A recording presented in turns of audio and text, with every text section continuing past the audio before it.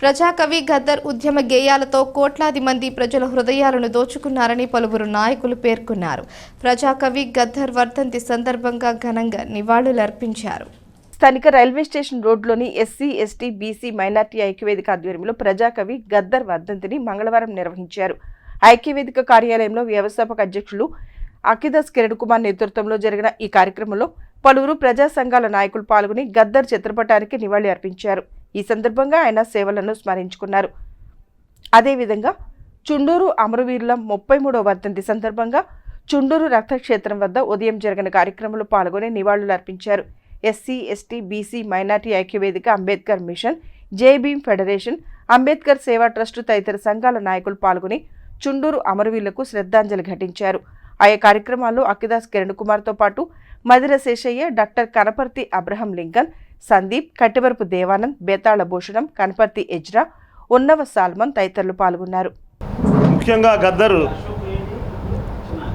ప్రజాకళల్లో తన జీవితాన్ని అంకితం చేసి ప్రజా కళల ద్వారా జన జీవితాలను మేల్కొల్పి విప్లవ పదం వైపు మరలించి ఎన్నో ప్రదర్శనలు ఇచ్చి ఆయన ప్రజాగాయకుడిగా ప్రసిద్ధి చెందారు. ఆయన విప్లవోద్యమంలో ఉండి విప్లవోద్యమానికి సారథ్యం వహించి జనయుద్ధ నౌక అని పేరు పొందారు. సాంస్కృతిక పోరాట యోధుడిగా ఆయన ఎదిగారు.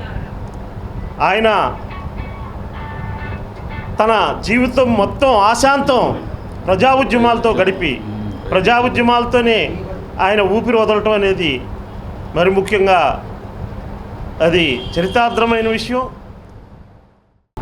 ప్రజా నౌక యుద్ధ నౌక కామ్రేడ్ గద్దర్ ఈరోజు ప్రథమ వర్ధంతి సందర్భంగా ఎస్సీ, ఎస్టీ, బీసీ మైనార్టీ ఐక్యవేదిక